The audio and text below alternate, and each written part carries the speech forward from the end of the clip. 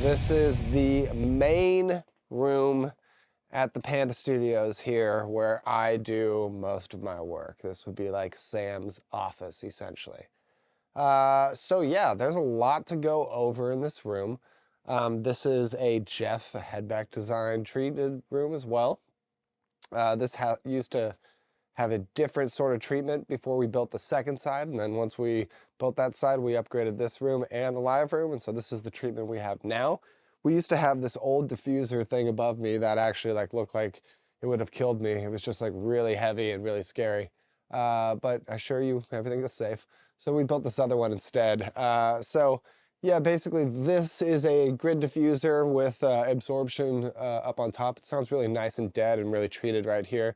And that same thing is on the back of the wall here.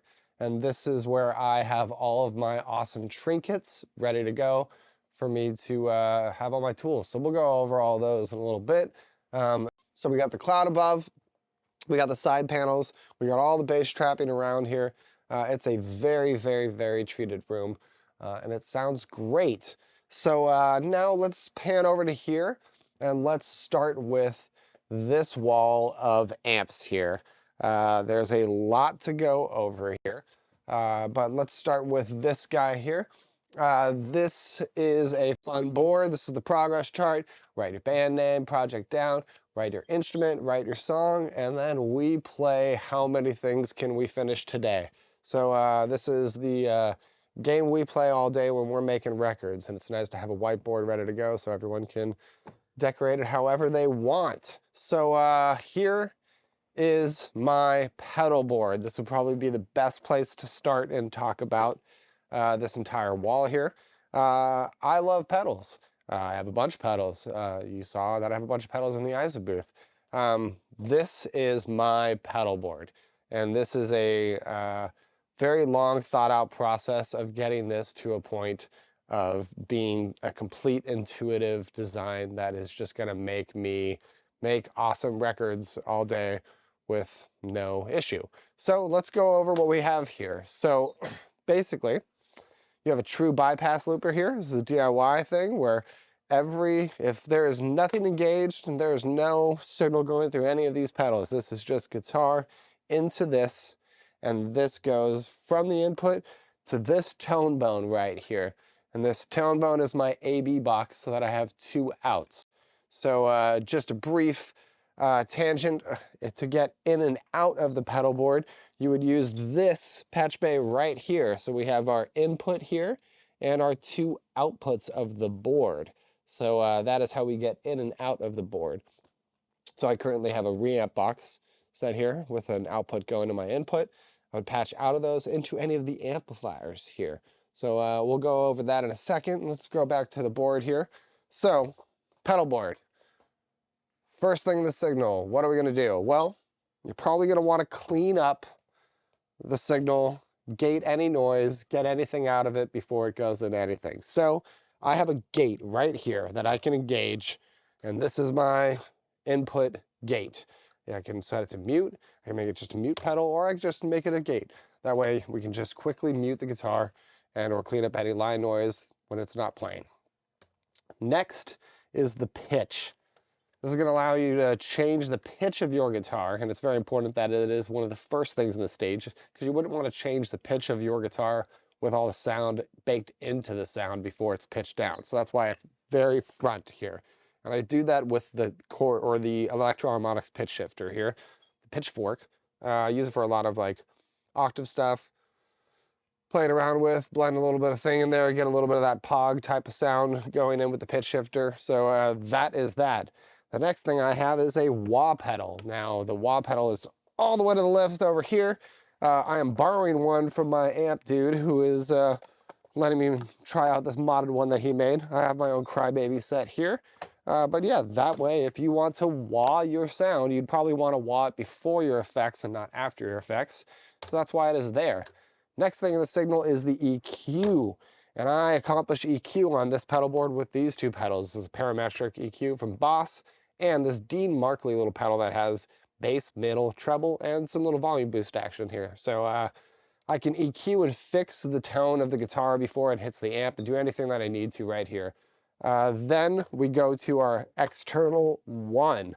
The external one is a very, very, very fun, awesome option, because what that does is that sends this pedal right here. It sends the signal to this pedal right here. This is a blender pedal. So this means that whatever you plug into this pedal, you can blend in 100% and or 50 and or whatever. So how do you plug into this pedal? Well, we pan back down here to this patch bay, and this is external one. This is into external one and out of external one. So any client can plug in their pedal board or their distortion or anything like that into my pedal board to insert into the chain before any of the effects. So that is the external one. And like I said, I can blend that. I can make that 100% or I can make that 50, whatever. So someone can put a reverb there and I can run a 50% parallel of that. Anything. Options are endless. It's awesome. Next one is the Boost/OD. This guy rocks. The Boost/OD goes to my blender pedal, which then has a loop of a Klon Centaur, a box of rock, and a OCD pedal. And that way I can run my tube screamer and or distortions in parallel. So I don't have to run completely serial. That way I can get a little bit more low end that is getting cut out of here, et cetera, et cetera. I have a bunch of options. So really love the Klon. Klon is a fantastic pedal. This is one that my amp guy gave to me. He had a couple extra ones because he ran into them. So here one is. It's amazing. Then here is a box of rock, like one of my favorite overdrives. I use it for the boost all the time, love it. And then the OCD, probably the best sounding version of the OCD. There's like all these different versions. It's a very like, cult following in terms of which version is which. I think I have the best sounding version. I really love mine. So yeah, those are my main overdrives. I don't really use overdrives too much because I actually get most of my tone from the amps itself, but I do like to hit them in different ways and when I'm stacking through similar tones. So I'll use these occasionally, and it's really nice to just blend them in to get a little bit more, articulation or a little bit more hair or whatever I'd want out of the tone. So that is that. Then after the boost, you might want to gate and get some of that line noise that is getting raised out of your boost there. So that's why I have the gate on that afterwards. So there's a gate up in the morning, there's a gate after the boost here so that you can play with the differences of them. Then after that, I have a compressor pedal. I really like this Exotic Effect SP compressor. It's just really good, really simple. I really like the different like high, low, and mid modes that it has on it.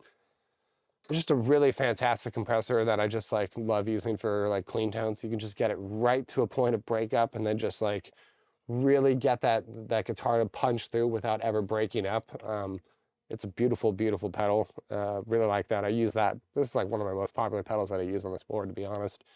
So after the comp is our effects. And so the effects goes to, you guessed it, a blender pedal. That way I could run my effects in parallel.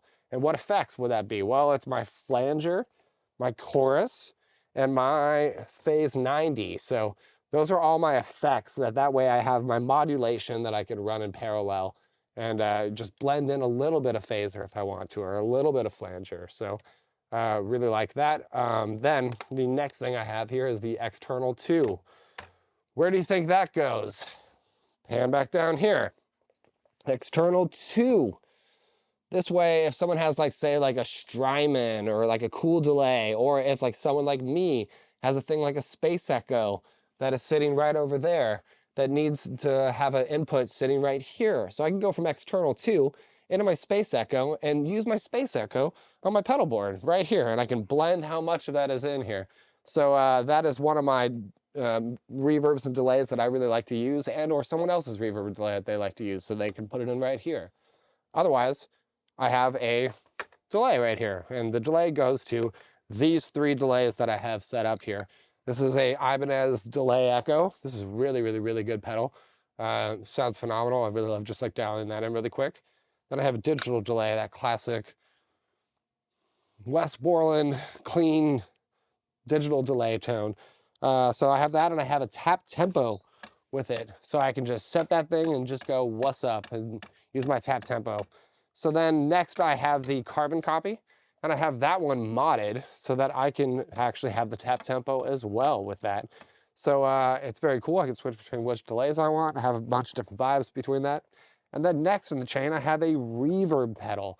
And I am accomplishing with reverb with my MXR reverb. I really like this reverb. It's really simple. I really like those MXR pedals like I talked about earlier, like the one knob designs. I think they're just really cool.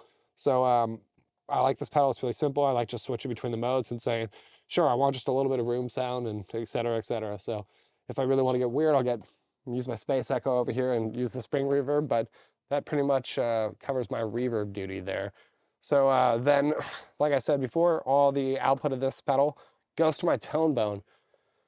Big fan of the tone bone. I can change the polarity. I can change my ground lift here. Then I can also add a mid boost. The mid boost sounds phenomenal on this thing. It's really, really good for leads and just like more like things that you want like your mid range to stand out on. So that is set up, and those outputs come down to here. So now let's go back down to our patch bay. So into the pedal board, out of the pedal board. External 1 and 2, external 2, space echo, boom. Now let's talk about our amplifiers. We have 16 amplifiers that are all set up and ready to go. The input of the amplifier and the output of the amplifier. So now we need to send the output of the amplifiers into our cabinets. So we have our 4 speak-on inputs that go straight to the West Live Room, and our 4 speak-on inputs that go to the ISO booth. So I could patch into either 4 cabs into the live room or 4 cabs into the ISO booth right here. So the way that I accomplish this is, follow me. I grab cables like this, and I say, okay, I'm going to come out of my pedal board, and I want to go into my Fender Champ, which is going to be number 1. So I patch into my Fender Champ, out of my Fender Champ, and I say, I'm gonna patch into my orange cab that is in my ISO booth, and that's plugged into number 1 into the ISO booth. Now, out of my computer, through my reamp box, into the pedal board, out of the pedal board, into the Fender Champ, out of the Fender Champ, into my orange cab. We have a perfect setup. We are ready to reamp. Now I have 1 extra output, so I can run a heavier amplifier. Let's say we want to run what's on number 2, which is our triple rectifier. So there that is. I'll plug in my speak-on cable, and I'm going to run that into my Wagner cab. Boom. I am now plugged into the Fender and the Mesa, running into 2 different cabs. This is how I patch everything. Now, if I just want to turn those on, I just turn on the Fender, and now it's on. Or number 2, now my triple rectifier is on. So I don't use like an amp switching device. I just have an analog device that does this for me. Especially because I like to use 2 amps simultaneously, and I like to have them all going through different cabs. So if I wanted to make an amp switcher, I'd have to have 2 different rails that I could assign the cabs to, whereas all the amp switchers only have 1 rail. So eventually maybe someone will build one and I'll use one, but for now, this is my analog system and this is how it works. So let's talk about my amplifiers, and let's start with my amplifier over here. First amplifier is the Fender Champ. This is like a 5-watt clean amplifier that only has 1 volume knob. So this is my clean amp, and I love to use this. This is like I said, it's only 5 watts. So this is a fun example of a thing that I like to use. I like to be really unique and plug into a thing called our Fryette power station. And that way I can run that 5-watt amplifier into this device and out of this device into our cab and make it 50 watts instead of 5 watts. So I can get a really, really, really loud clean amp. So I can accomplish that by plugging out of my Fender into my Fryette, out of my Fryette into my cab. And that way I have now changed this amplifier from 5 watts to 50 watts. And I do that with a lot of the amplifiers, with like my Vox and my Pathfinder, you'll see. So anything that's under 50 watts, I can boost it up. So that's what I do. This amp rocks, phenomenal amp. You just turn it on and it sounds good. You don't need to change the settings. Triple rectifier. This is amp number 2 in here. This is one of the most legendary amplifiers. Used on all my favorite nu metal records growing up. Everyone always played a played a Mesa Boogie triple rectifier. I always wanted a triple rectifier, but I had a dual, and the dual never sounded right. So eventually when I got a triple, I knew that that was the sound. Amazing clean sound, to be honest, too. Great gain, but amazing clean sound that people don't really like, give it credit for. But yeah, love that amp. Amazing amp, really start to have in the collection. Then the next one is our 5150. This is a block letter 5150, the coveted awesome 5150. This one sounds fucking awesome. It's been worked on all throughout its life. It doesn't have any main modifications, but it has like lots of stability modifications that have been done through it. It just sounds great. Great amp. When I was a kid, I modified it by putting this plexiglass thing on here and doing that. I was probably like 16. Got this amp for $450 from a used shop. Yeah, there it is. Then this is a Sovtech MIG. This is actually an amp that we're borrowing from our buddy Evan. It's a really cool, like snarly sounding, like JCM 800 type of amp. Very cool. Eventually, I hope to put a high watt clone in here. I'd like to get a high watt 100 watt and put it in here. So we'll see if we get there at some point. Next, we have a Marshall JMP.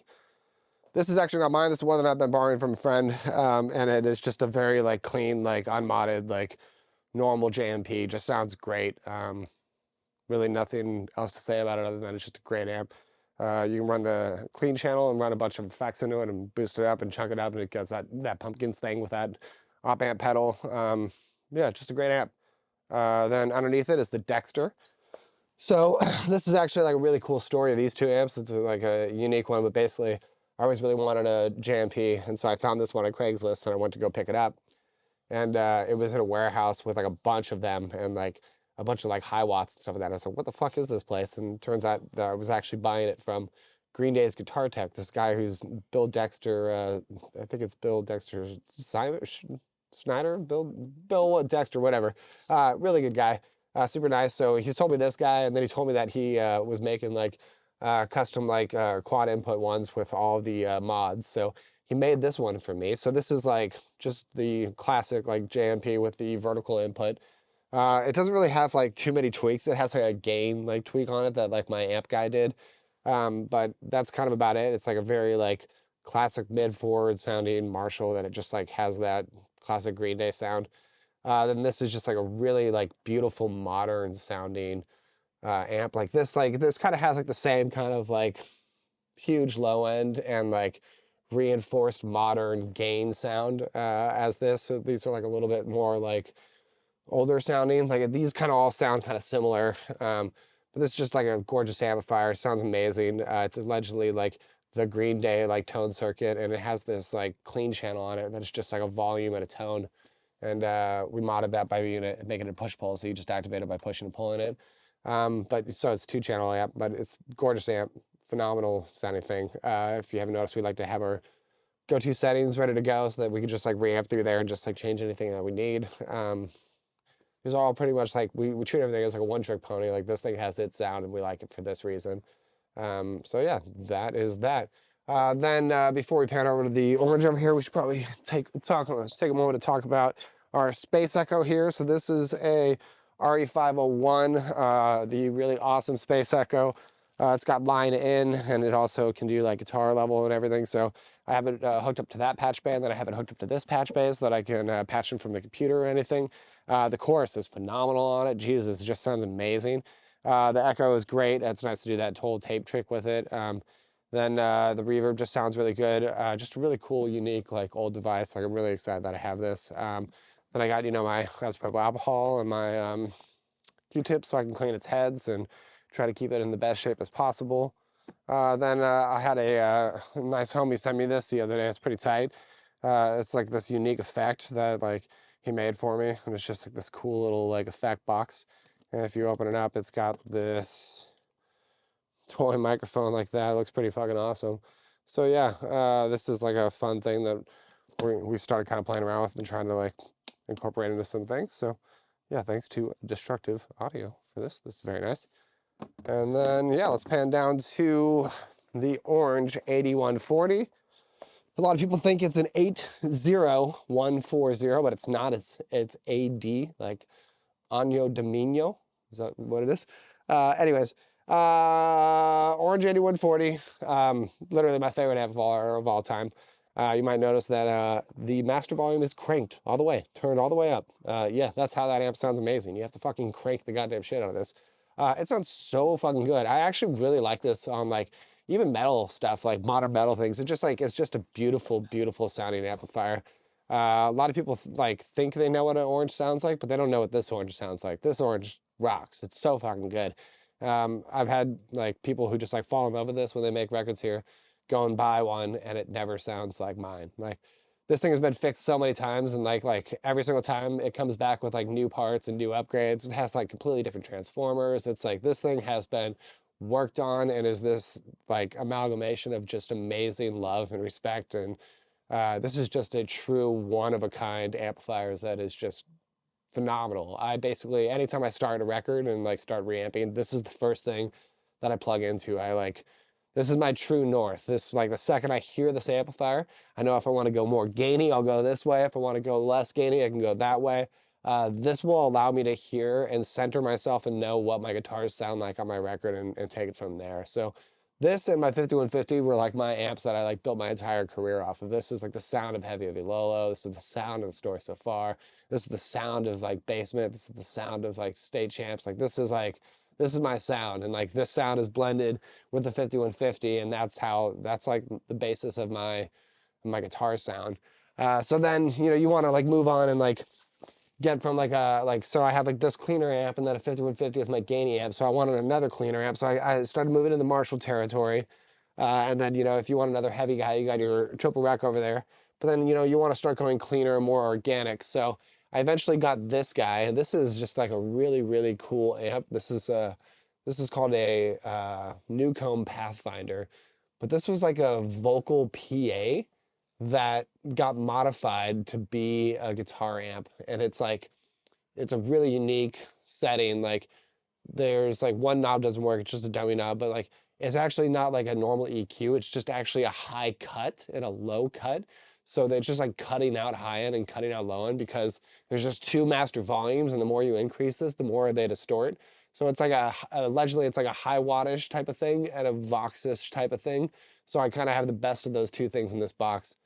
This amp is so fucking cool. It has such a good sound and like a really cool vibe. Just really unique and textured. And so I run that into the Pathfinder, or sorry, I run this Pathfinder into the power station, and I like boost this up from its like 30 watts into like 50 watts over here. So it rocks. Then this is my AC30 right here. This is the head version of it. It's just a gorgeous amp. I run it in the chained mode where I'm running both channels, and yeah, this is pretty much my sound right here, just like that. I love this amp, rocks. Use this all the time. Underneath it, we have our Bogner.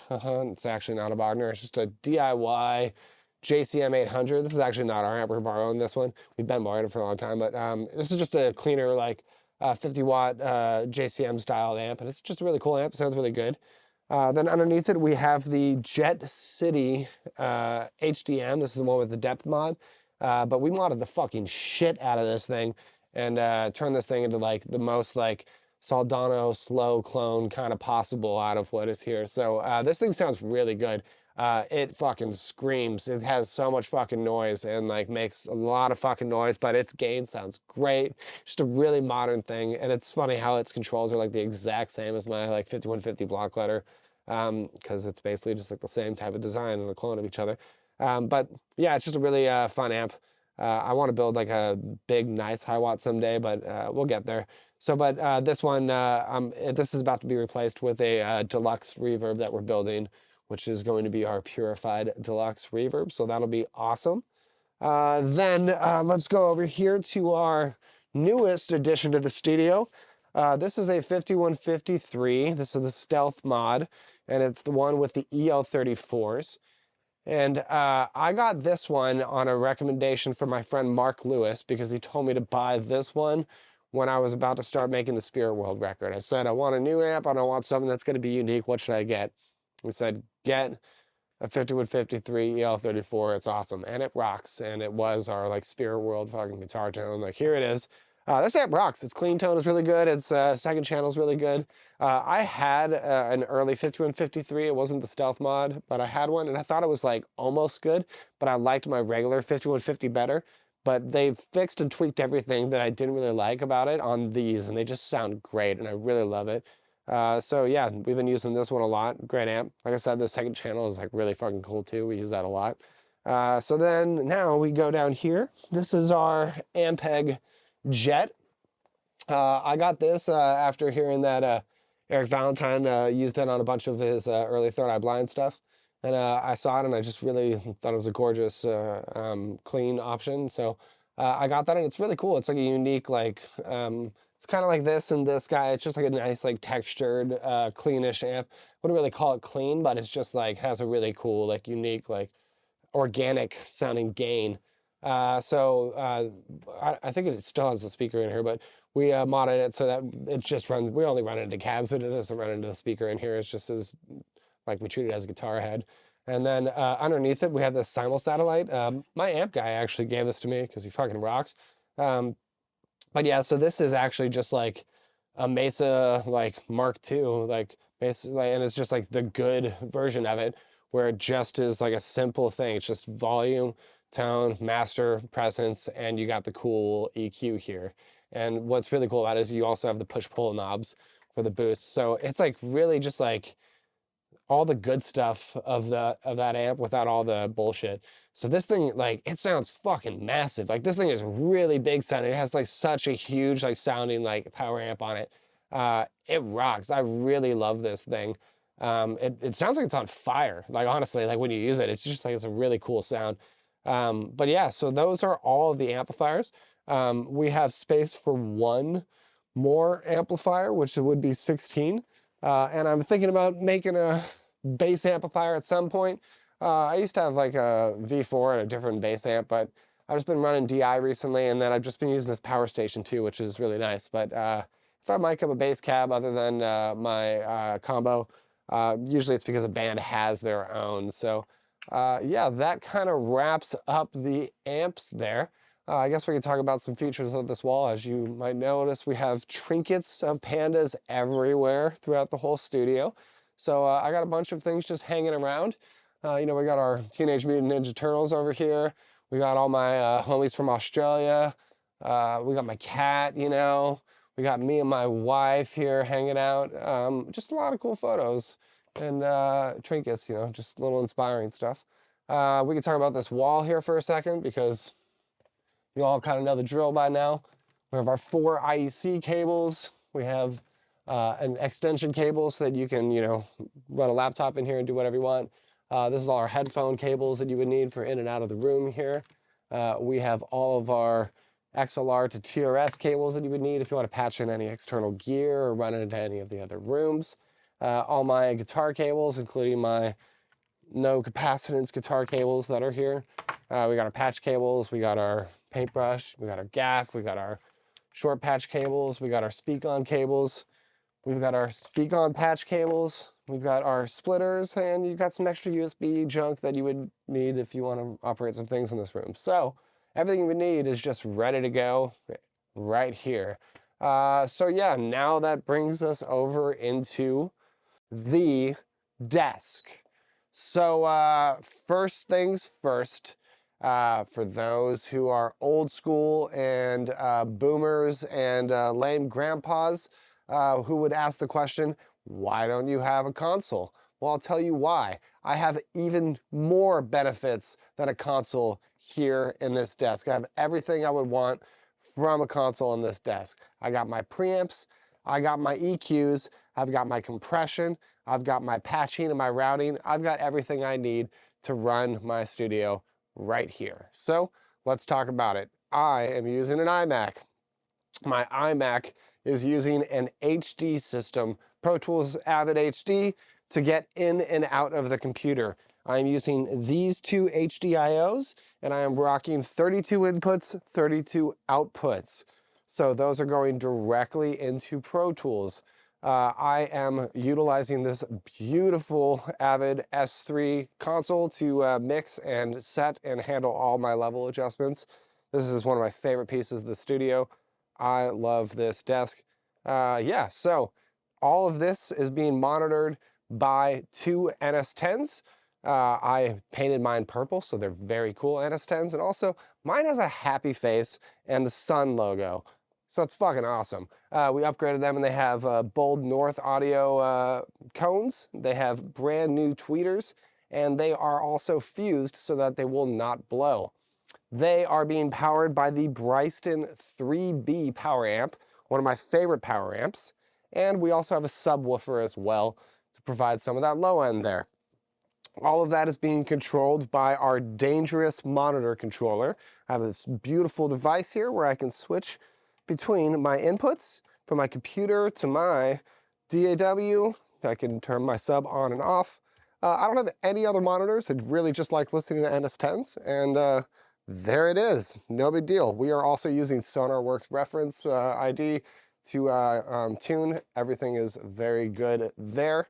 So now let's move on to how we get audio into the computer and make records.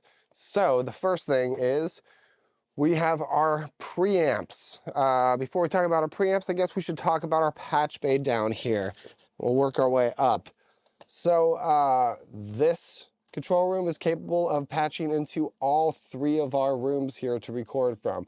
So the top row is the West Live room, the second row is the isolation room, and the third row is the East Live room.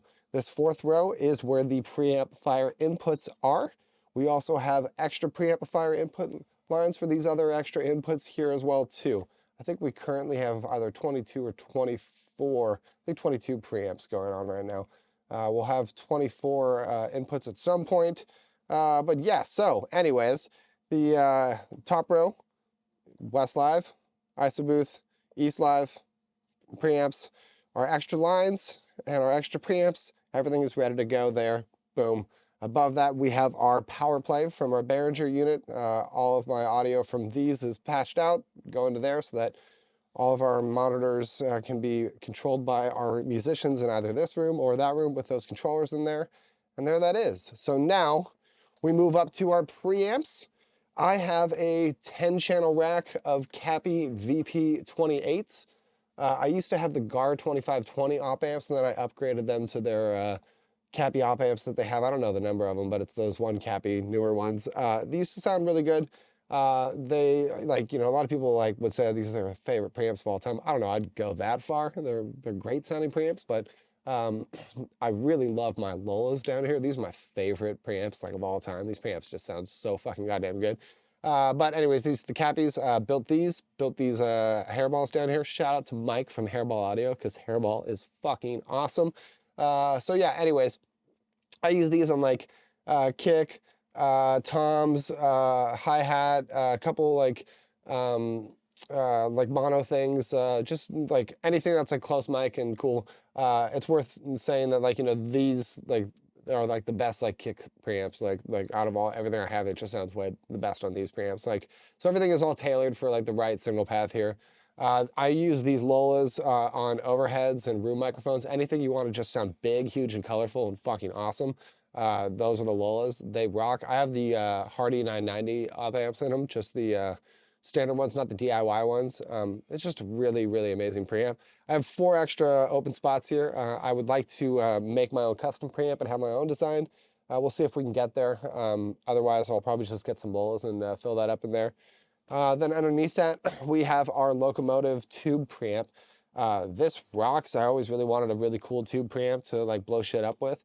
So I use this for like U47 and like the other like mono like trash mic that I like to blow up shit with drums. Really phenomenal sounding tube thing. Also, like, plugging in like my synthesizer, like my OP1 and stuff right into this on the DI is just phenomenal. Sounds great. That reminds me that we should probably talk about these 2 DIs behind us here. I have the Avalon DI here that I use for all my guitars. This is pretty much just the way that we record all guitars, and this is why we have it in both rooms.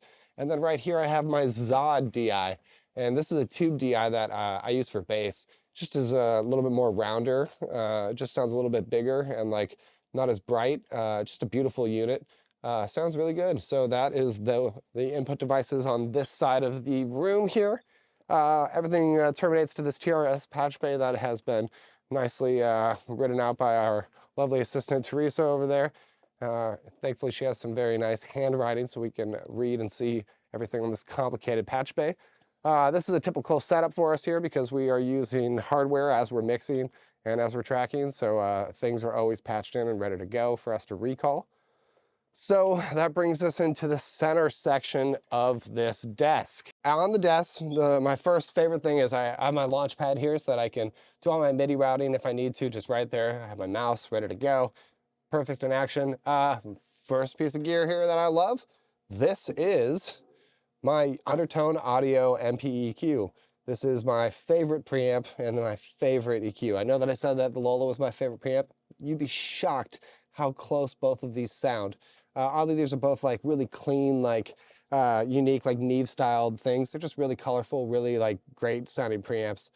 So I use this on like snare top, snare bottom, vocal, DI guitar, bass, guitar mics. This is like my favorite. I try to put everything through this. So yeah, this is like my homie. This is like my main thing. Also, this is the most powerful EQ. It's just like an incredible EQ, and I could patch just into the EQ and like run things to the EQ on it. Phenomenal preamp, beautiful design.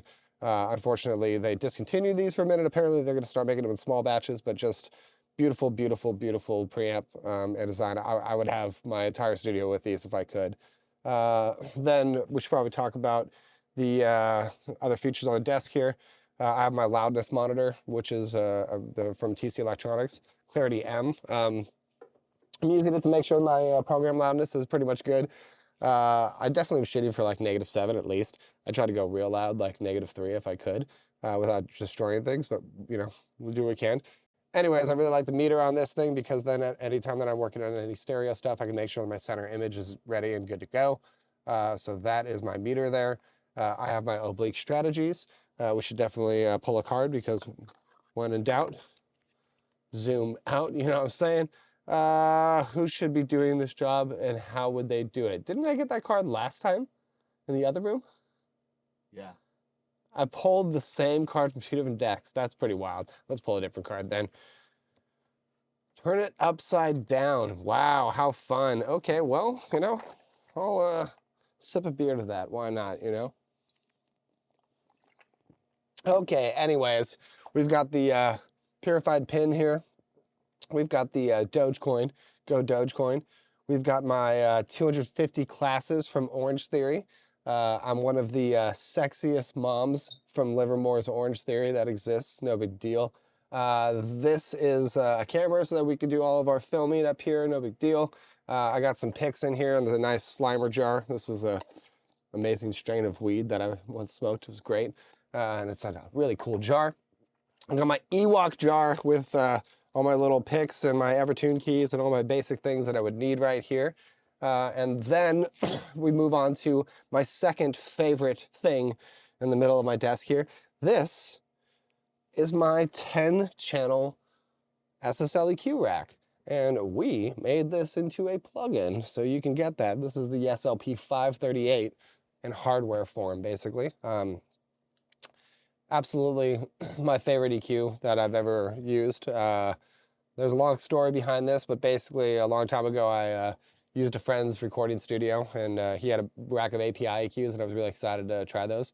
And he was like, nah, you're gonna want to try these. And he showed me a rack of these, and he was like, use these instead. They're way better than the APIs.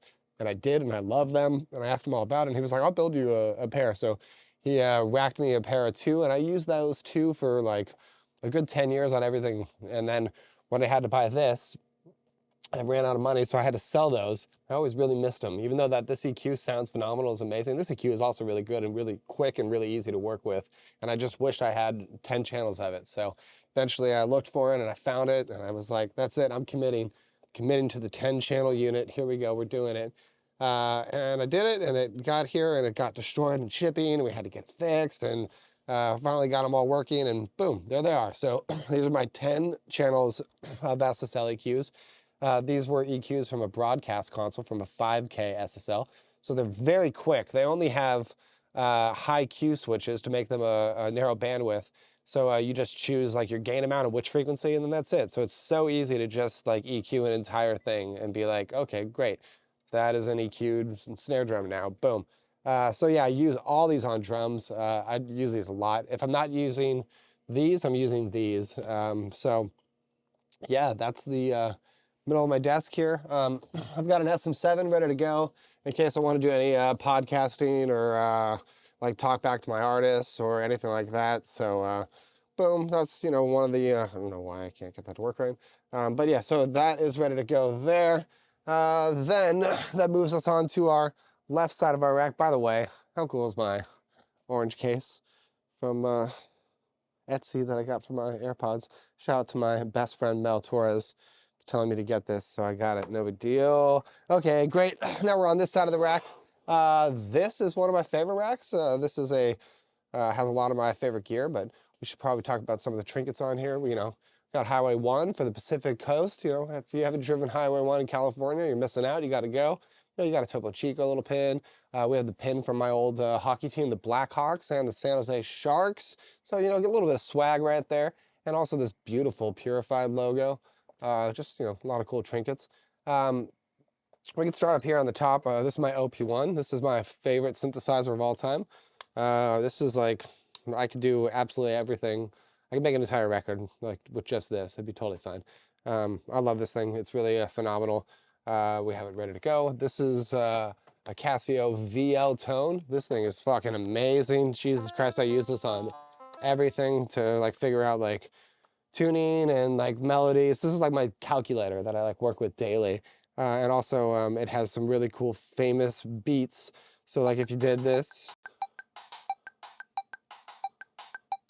da da da, do do do do, da da da. Really popular thing that's been used on a lot of cool songs.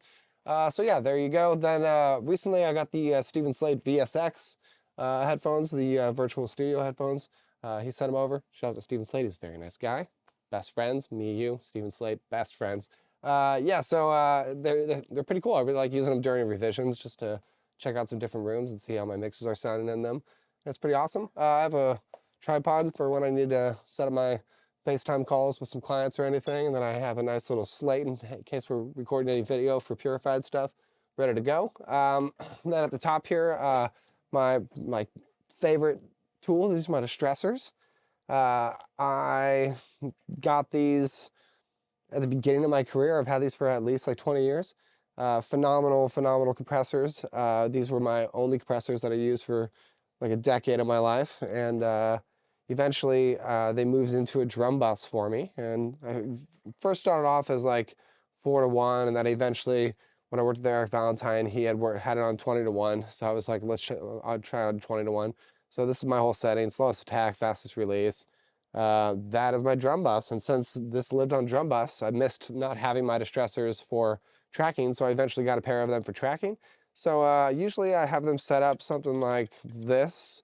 I really love this mid band on it. It just sounds great on the detector. I love the high pass detector on. 3-to-1, slowest attack, fastest release. And I try to get maybe around 10 dB of compression. I hit into the yellows a little bit. Love it. Just like go-to kick and snare sound.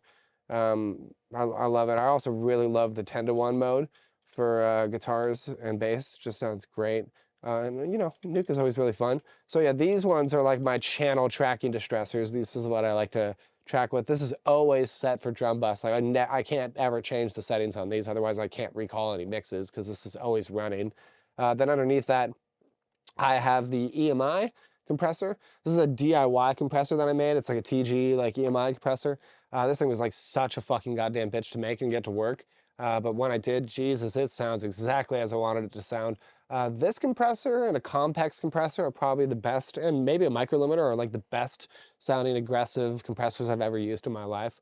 Phenomenal. I just absolutely love this. This is all like my holds and my attack and just like the sound of the drums. And this is all this punch and weight. It just like pumps cymbals and makes it sound like this pumpy, gorgeous thing. So I love that.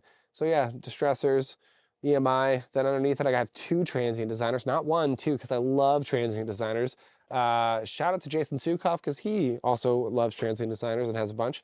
But if you ever listen to any Brendan O'Brien records, I'm a Brendan O'Brien fan. This is like the sound of Brendan O'Brien. It's like these transient designers. The second you lift the sustain knob, it just sounds like Brendan O'Brien, like drum sounds. I fucking love these. Kick in, kick out, snare top, snare bottom, tom, tom. I use this on like U47. I use them on everything. I really love transient designers, like absolutely like one of my favorite compressors. And plugin companies haven't really done it right. So I'm trying to make a transient designer at some point. So we'll make that happen. Then underneath it, we have a 500 rack where I have a bunch of options of what I want to fill. I got a bunch of things that I'd love to put into it, but that's like a slow accumulation of things, you know. We have an expressor, or what is this called? It's a expressor, not expressor. Expressor. This thing is pretty cool. I wish it was a little bit more like punchy and pumpy, but it's like a pretty tight device. I haven't really like implemented this or really used it into anything yet. So it's still like, you know, maybe on a chopping block for getting sold at some point.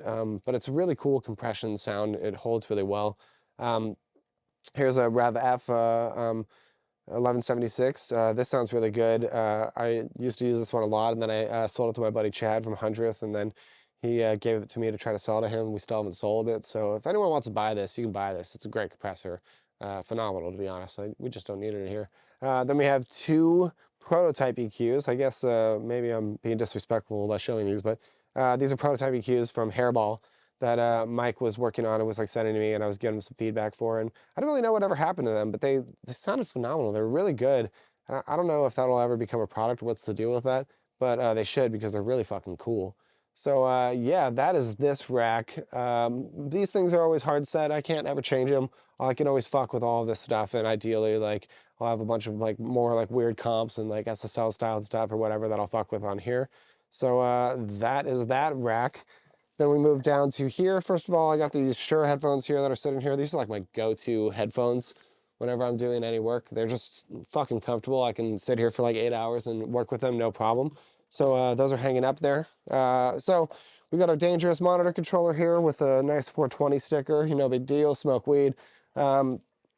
So yeah, that is the Dangerous controller there. Underneath that, we have all of my Rev compressors that I got from 11 or Hairball. So these are my Rev A's. These are the blue stripes, and these are the ones that I use for vocals.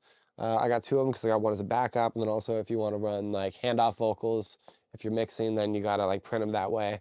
So Rev A, boom. Underneath that is Rev D. Those sound monstrous on guitars and on bass. They're really fucking good. Use those a lot. Then underneath that is the Rev Fs.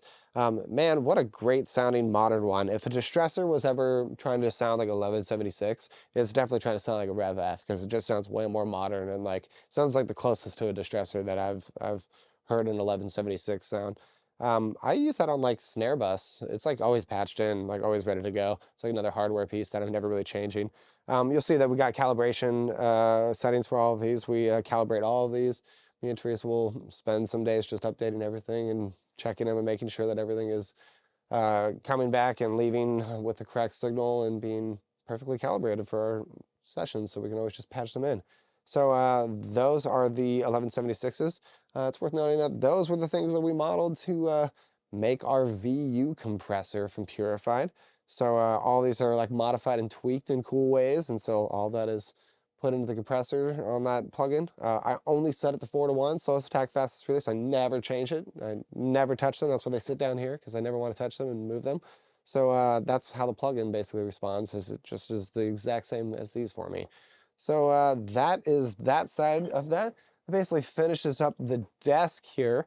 We can move on to this rack here. We'll start with our beautiful iMac here that is playing Silicon Valley, one of the best shows in the world. You know, we try to put some cool inspiration on in the background. We've got a little SSL console here so that we can plug in some headphones and do things like that, run into some little Genelecs. These things actually sound really cool. It's really nice to check audio on it sometimes. But yeah, we usually have this set up so that we can launch Zoom sessions and we can do our audio streams then we're mixing, so that we can actually hear the clients and have headphones running out of this SSL. So yeah, that's set up. Also, we have this nice little 3D printed trinket here of a Panda holding a VU compressor, and this was made by my great friend Mel Torres. And he also made me a bigger one that's over there that I forgot to give a shout out of, but there it is. You have to talk about it. And yeah, so yeah. Then we have all the gear here in this rack to go over. So first thing, and one of the most important things in the entire chain, is this C2 compressor. So there's a lot of history inside of the experience of having this as my mix bus compressor that I'll go on for you. But I basically started my career by learning on an SSL and fell in love with the sound of the SSL desk comp, and whenever I would turn that on, I just loved how it sounded and thought that it sounded way more similar to the records that I was referencing at the time, which were all Tom Lord Alge and Andy Wallace records that were definitely being mixed on an SSL using an SSL bus compressor. So of course, I liked the sound of it. But then all my teachers were like, no, you turn that off and you don't use that till the end. You try not to use that during mix, which they were all wrong. You should all turn on your mix bus and start using that from moment one. So point is, when I eventually was mixing the box, I was using like SSL styled stuff, and then eventually worked at a studio and they had one of these. So I was using this on my mix for a while, and I loved it, and I fell in love with this and was like, okay, well let me get a comp like that. So I wanted to get a cheap DIY one. So I found that company Serpent and got one of their 500 series ones. That was my comp for a long time, but then I was like, maybe I can get something even better. So I got an actual desk SSL comp that was re-racked, and I didn't like that. So then I eventually moved on to the Shadow Hills one, really didn't like that. Moved on to an Obsidian, didn't like that. Moved on to a Focusrite Red 3, didn't like that. Was running out of options, and I was like, let's just try the C2 again and see if that is the one. And I got that, and that's the one. That's my favorite mix bus compressor. It's just the best sounding mix bus comp. I love this thing so much. I hit it really hard. I love it. I used to always rock this at 2-to-1, slowest attack, fastest release. Occasionally would go between 4 and 2-to-1, and then occasionally between auto and fast release, and I couldn't figure out what to do. And then eventually, when I worked with Valentine, he was using 3-to-1 and auto with the slowest attack, and I was like, all right, fine, that's what I'm going to do from now on. I used to use it in dual mono mode, but then Eric was using it in stereo, so I used it in stereo as well. I never used the external sidechain for a few years until like recently. I was like, let me just try it, and I tried it. I'm like, Jesus, I probably should have been using that for a long time. I really like the external sidechain. It just makes the low end sound a little bit better, and it's not like I don't have to crush the bus too hard. It's a little bit more forgiving now. The other like best feature, this crush button. This is the best sounding drum bus compressor I've ever heard in my life. I would use this comp just as my drum bus compressor if I could just press this crush bus. So I would love to get one that is only the crush bus someday. It's fucking awesome. It's really upsetting that it exists right here and I can't use it because this thing is on my mix bus, but I would totally get another one and have that as my drum bus if I could. So this is my mix bus. I used to peg it really hard and have a hard time getting vocals loud enough on it. So eventually I was like, let me just pull the vocals out of that, and I put it on its own mix bus. So this is a DIY one that I have. This is another SSL one. It's got all the mods like the turbo mod and the sidechain mod and all that kind of stuff. But yeah, so this is just, I set it to 4-to-1, slowest attack, fastest release, and this one's just ready to go. This is just my vocal mix bus. Kind of meant to have like a similar sound and vibes. So vocals are outside of the mix bus. This is just instrument bus, and then I combine these in the box, and that becomes my master. So that's my mix bus chain. I got a couple of open spots here. I'd like to eventually like get a Fatso and like another SSL mix bus and like maybe something like an API 2500. But those are all things that are like on the really expensive list of like kind of pointless things that I don't really need. They're just kind of like things that I would love to have. So we'll see if we will do that someday. So anyways, underneath that, we have the LA3A. This is a unit I built. I fucking love this unit. It's one of my favorite compressors of all time. It just sounds phenomenal. It's got the kinetic T4Bs. And this is the one that we modeled for our plug-in the VU compressor. So when you switch to 3A, it's actually switching to that. Really just phenomenal sounding unit. I use it on guitars. I use it on bass. I use it on vocals. It's just a really great sounding unit. I definitely should have another. I wish I could have one more of that. Like it was expensive to even get this one, and it was a lot of work to even just build this one and make it a thing. But I wish I had one more of it. It would make me super stoked. So someday I'll get another one. Underneath that, we got Pultecs. We got 4 of them. These are the really cheap Clark and Technic Pultecs, but we modded the fucking shit out of them. So these have 2 different mods on them. This is the hi-fi mod, these two, and then these two down here are the vintage mods. So these ones are more like distorted and like thick and pillowy sounding, and these are a little bit more like fast and transient focus sounding. Um, what I really love about the Pultecs that I've used at other studios that are like really like nice Pultecs is when you increase the low end, the size of the thing just feels like it gets bigger, but it doesn't sound like you're adding low end, and it doesn't sound like you're like increasing like an EQ band. It just sounds like it just gets bigger and heavier. And so this, after we got this mod done, this is the first time I've ever used a Pultec in a very long time that actually responds that way. Like I've never gotten that response out of a plugin. I've never really gotten that response out of other EQs, but I finally got it out of these things, and it actually like feels that way. So just a really nice thing to like run on channels of like guitars or like kick and snare, things like that. So ideally, these are going to be on my more like these are probably going to be like kick and snare and guitars and stuff like that, and these might be like more bass and guitars. So we'll see. We're going to have to start incorporating these, but really excited about them. They both they sound really good. The mods are all that they just like have all brand new caps in all of them, and changed all of the tubes in them, and like the tubes are like a dramatic difference like between the listening tests of them.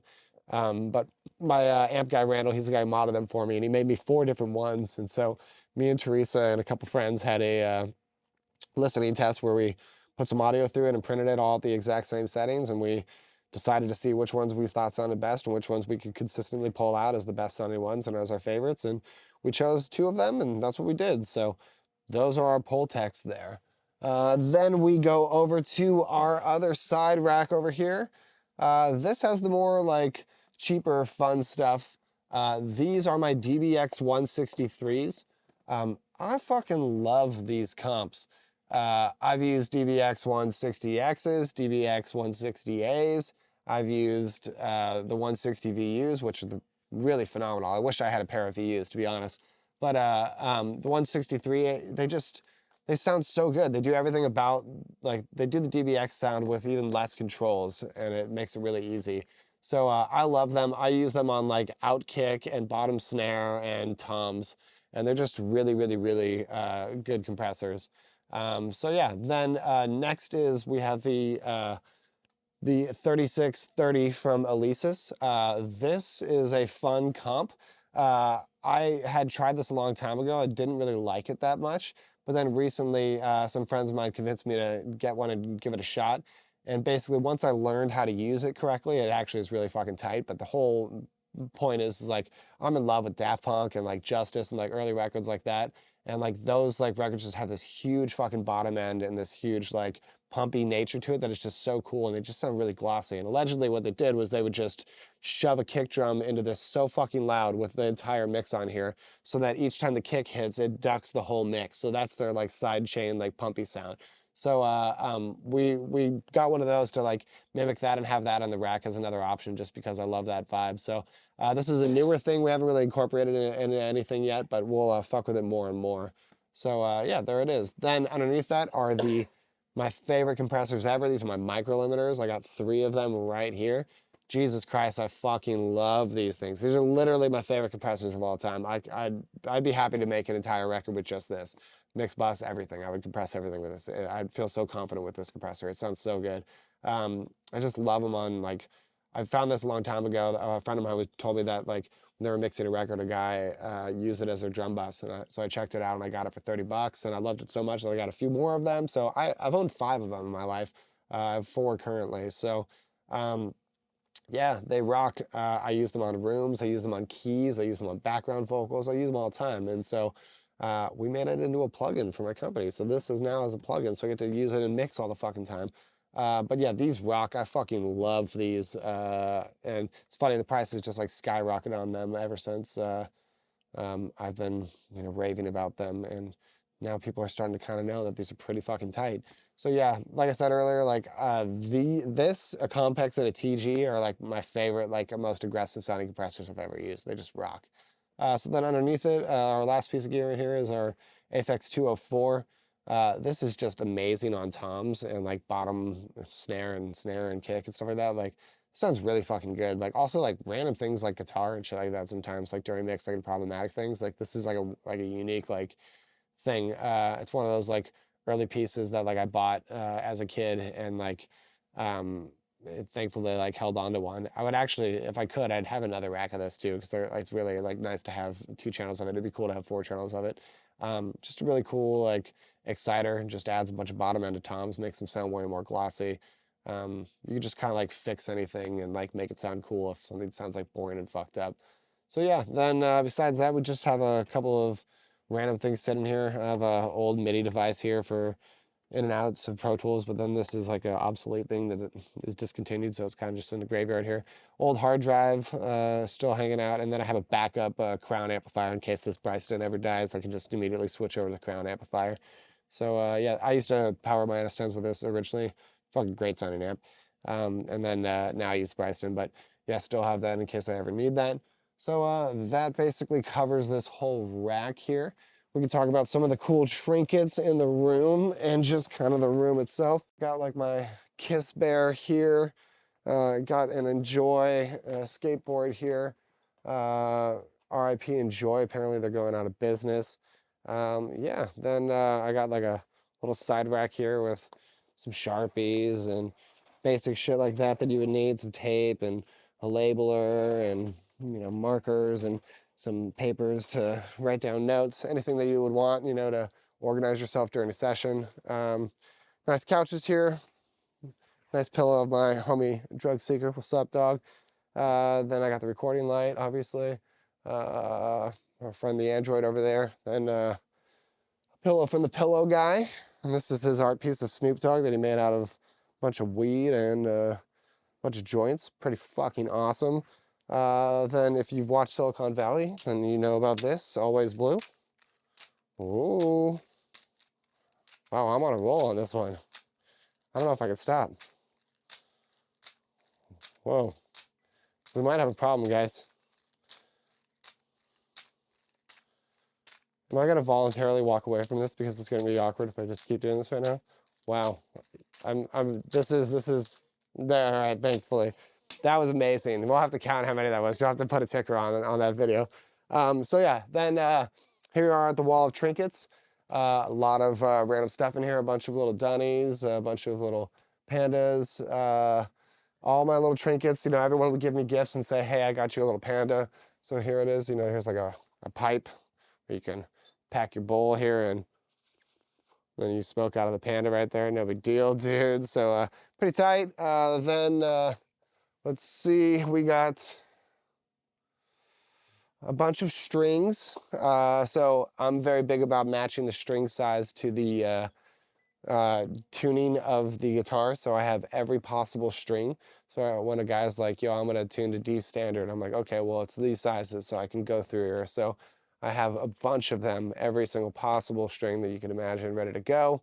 Then I have like some fun stuff like this little shitty microphone that you can do for effect stuff, or this Altoid amplifier, just a couple fun things. An EBO, shit like that, trinkets, knife. So if you ever try to cost me, I'll fucking slit your throat, you know what I'm saying, dude? So don't come at me like that. Yeah, that's pretty much about it for this room. Yeah, Ewoks, because Ewoks are fucking tight. Why not? Even though it's the Panda Studios. Then also, we got a big Panda poster here. It's an Andy Warhol print that my sister got me a long time ago when I started the studio, and it's remained as the centerpiece ever since. So yeah, that kind of wraps up the West control room.